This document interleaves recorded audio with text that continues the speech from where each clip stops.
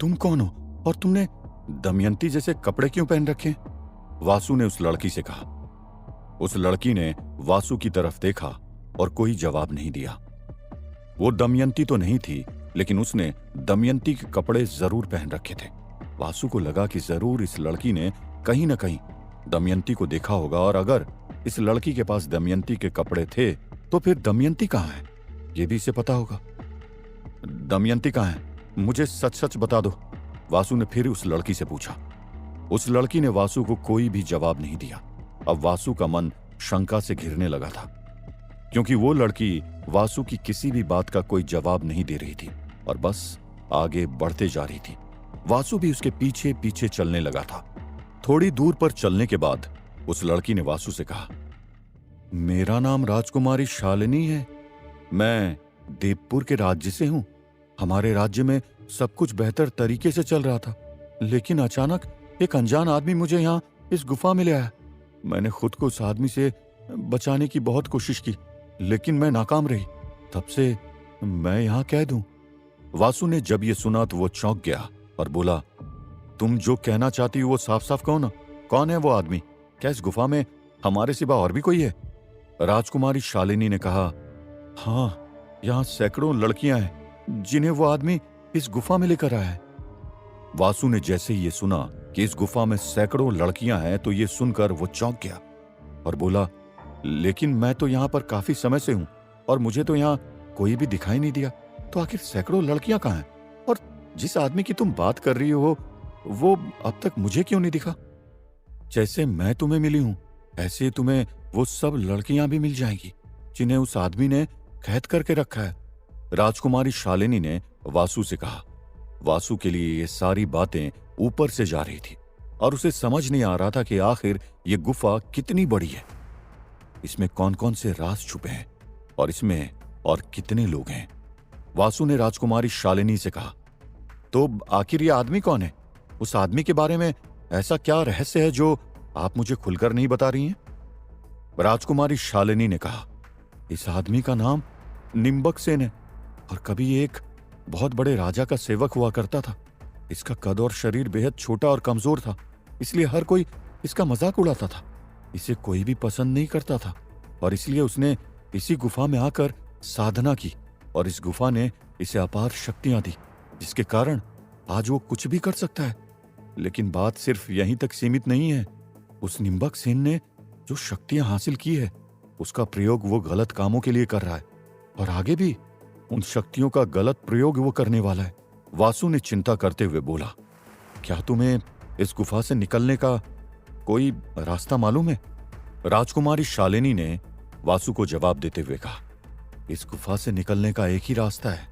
पहले उस निम्बक सेन को खत्म करना, जब वो खत्म हो जाएगा तो हमें यहां से निकलने का रास्ता भी मिल जाएगा और जब तक वो जिंदा है तब तक हम और वो लड़कियां कभी यहां से नहीं निकल सकते हैं। वासु ने शालिनी से पूछा, और क्या तुम जानती हो दमयंती कहाँ है? मेरा उससे मिलना बेहद जरूरी है। वो यहां पर नहीं रह पाएगी। अगर मैं जल्द से जल्द उसके पास नहीं पहुंचा तो उसे खतरा हो सकता है, इसलिए दमयंती को ढूंढने में मेरी मदद करो। राजकुमारी शालिनी ने वासु से कहा, तुम्हारी दमयंती भी यहीं होगी। ये कपड़े जो तुम देख रहे हो ना, शायद उसी लड़की के हैं जिसे आज पहाड़ी पर से लाया गया है। अब वासु को यकीन हो गया था कि दमयंती भी यहीं थी।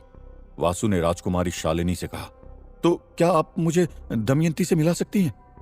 नहीं, यहां पर कोई नहीं जानता कि कौन सी लड़की कहां छुपी हुई है या फिर निम्बक सेन ने किसी को कहां रखा हुआ है।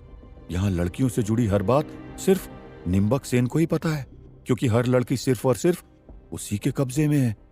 राजकुमारी शालिनी ने वासु से कहा, लेकिन तुम ये बार बार निम्बक सेन का नाम क्यों ले रही हो?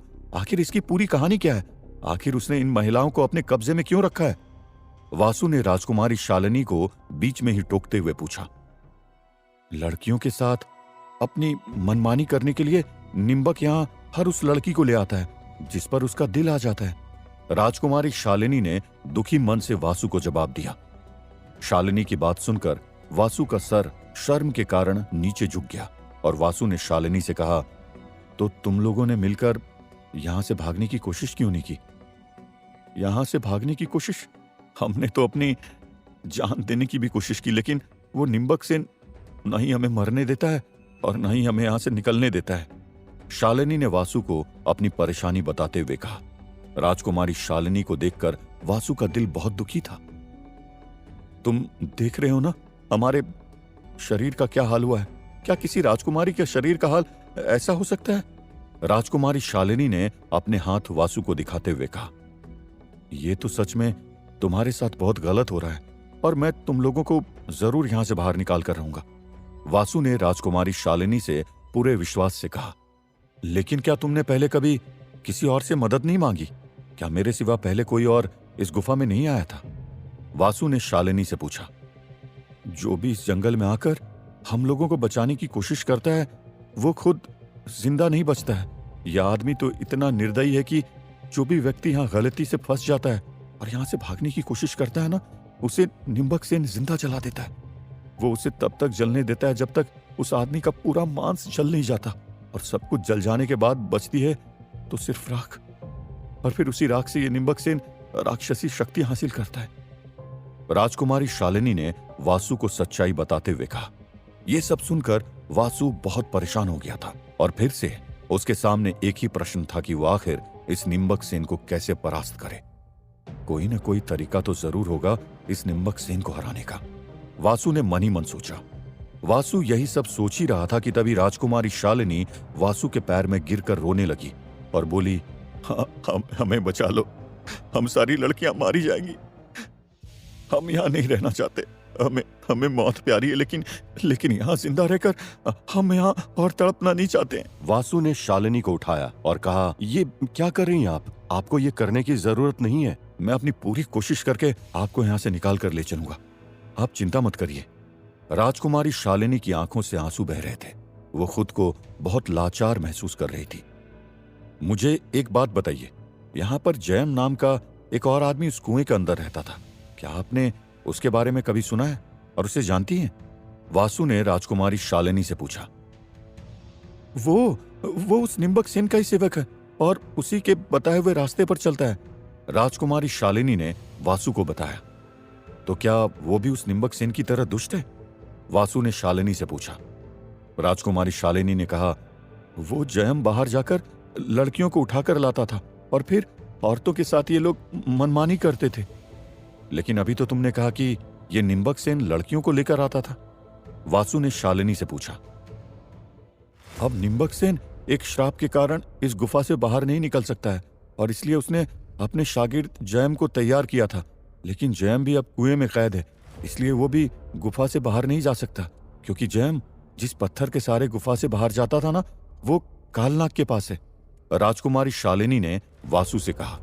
राजकुमारी शालिनी ने जैसे ही जयम के बारे में ये सब बताया, ये सुनकर वासु पछताने लगा। ओह, मैंने ये क्या कर दिया? मैंने उस राक्षस जयम की मदद की, यानी कि वो जयम फरेबी था, वासु ने मन ही मन में कहा। क्या तुम बची हुई औरतों की जान बचा सकोगे? राजकुमारी शालिनी ने वासु से पूछा। देखो, मैं पूरी कोशिश करूंगा कि मैं जल्द से जल्द यहां से बाहर निकल जाऊं और तुम सबको यहां से बाहर निकाल लूं, क्योंकि अगर मैंने देरी की तो मैं अपने लक्ष्य तक कभी भी नहीं पहुंच पाऊंगा, वासु ने शालिनी से कहा। राजकुमारी शालिनी ने वासु को अपने पीछे आने को कहा।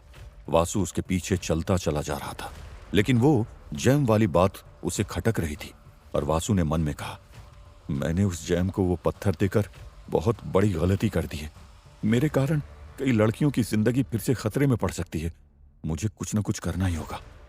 वहीं राजकुमारी शालिनी ने वासु को एक छोटा सा स्थान दिखाते हुए कहा, तुम इस जगह पर रह सकते हो, क्योंकि यहां पर वो निम्बक सेन और जयम तुम्हें देख नहीं सकते हैं। वासु उस जगह पर गया और थोड़ी देर बाद राजकुमारी शालिनी भी वहां से चली गई। वासु ने राजकुमारी शालिनी को यह बात नहीं बताई कि उसने पहले ही अनजाने में वो पत्थर देकर उस जयम को इस गुफा से बाहर निकाल चुका था। राजकुमारी के जाने के बाद वासु ने खुद से कहा, क्या मुझे जैम की मदद के बारे में राजकुमारी शालिनी को बता देना चाहिए या नहीं? बहुत देर तक वासु इसी बारे में सोचता रहा। यह जगह वासु के लिए सुरक्षित थी, क्योंकि यहां पर अब तक ऐसा कोई नहीं था जो वासु की जान के लिए खतरा बने। वासु बैठा हुआ था कि अचानक से तभी कई औरतों की चीखने की आवाज जोर जोर से आने लगी। औरतों की चीख बढ़ती जा रही थी और वासु अपने आसपास इन औरतों को ढूंढने का प्रयास करने लगा। तभी वासु अचानक से राजकुमार शालिनी से टकरा गया और हड़बड़ाते हुए बोला, आखिर ये क्या हो रहा है? एक साथ इतनी औरतों की चीखने की आवाज ये कहां से आ रही है? हाँ, यही होता है यहाँ, क्योंकि अब उस राक्षस की आग को बुझाने का समय हो गया है। अब वो औरतों को मारेगा और उनके साथ मनमानी करेगा। राजकुमारी शालिनी रोते हुए वासु से कहा, कितना बड़ा दरिंदा ये निम्बक सेन। आप मुझे बस ये बताइए कि ये निम्बक सेन कहाँ है, मैं अभी इसे खत्म कर दूंगा। वासु ने अपना भाला हाथ में उठाकर कहा, इतना भी आसान नहीं है इसे मारना। सही वक्त आने पर ही तुम उसे मार सकते हो, इसलिए उत्तेजित होकर युद्ध करने के लिए नहीं बल्कि सोच समझकर युद्ध करने के लिए जाओ। राजकुमारी शालिनी ने वासु को समझाते हुए कहा। दूसरी ओर औरतों की चीख लगातार बढ़ती जा रही थी। वासु ने अपने कान बंद कर लिए और बोला, मैं औरतों का इस तरह चीखना और उनका दर्द में कराहना बर्दाश्त नहीं कर सकता। न जाने आप लोगों ने कैसे ये सब अब तक सहा है। हम औरतें अक्सर तुम मर्दों से ज्यादा ही सहते हैं, लेकिन हमारे दर्द का एहसास किसी को नहीं होता है। लेकिन तुम तैयार रहो, बहुत जल्दी तुम्हें इस निम्बक सेन से मिलवाऊंगी और फिर हमारी आजादी का सारा जिम्मा तुम पर ही होगा वासु। ये कहकर राजकुमारी शालिनी वहां से जाने लगी। तभी वासु ने कहा, क्या मैं दमयंती से मिल सकता हूं? वो कैसी है? कहां है वो? इस समय तो मुझे नहीं लगता तुम उससे मिल सकते हो, क्योंकि उस निम्बक सेन ने अपने साथ उन नई लड़कियों को भी रखा होगा जिसे वो उठा कर लाया है। ये जो चीखें तुम सुन रहे हो ना, इसमें शायद तुम्हारी दमयंती भी हो। ये सुनकर वासु गुस्से से भर गया और वो अभी ही निम्बक सेन की जान ले लेना चाहता था। लेकिन फिर राजकुमारी शालिनी ने कहा, तुम्हारे गुस्से का कारण मैं समझ सकती हूँ, लेकिन ध्यान रहे वो निम्बक सेन तुम्हारे गुस्से का गलत फायदा भी उठा सकता है। इसलिए तुम्हें जो भी करना होगा ना, बड़ी सावधानी से करना होगा, तभी हमें उस निम्बक सेन से छुटकारा मिल पाएगा। क्या आपने दमयंती को देखा था जब वो यहां पर आई थी? किस हालत में थी वो? वासु ने शालिनी से पूछा। नहीं, मुझे उसके ये कपड़े निम्बक सेन की गुफा के बाहर मिले हैं, और जब मुझे ये मिले तो मैंने अपने पुराने फटे हुए कपड़े उतारकर इन नए कपड़े को पहन लिया। शालिनी की यह बात वासु के दिल को चीर रही थी। दमयंती किस हाल में होगी ये सोच सोचकर वासु का दिमाग फटने लगा था। लेकिन वासु इस वक्त मजबूर था और यही सोच रहा था कि वो दमयंती और बाकी औरतों को कैसे बचाएगा और निम्बक को मारकर कैसे इस गुफा से बाहर निकलेगा। आखिर किस हाल में होगी दमयंती? क्या अब वासु का निम्बक सेन से युद्ध होगा? निम्बक सेन और वासु की लड़ाई में कौन जीतेगा? आखिर वासु कैसे दमयंती तक पहुंचेगा? क्या वासु इन सैकड़ों लड़कियों को उस निम्बक सेन की कैद से आजाद कर पाएगा? क्या जयम वापस लौटकर फिर से गुफा में आएगा? जानने के लिए सुनते रहिए श्रापित राज।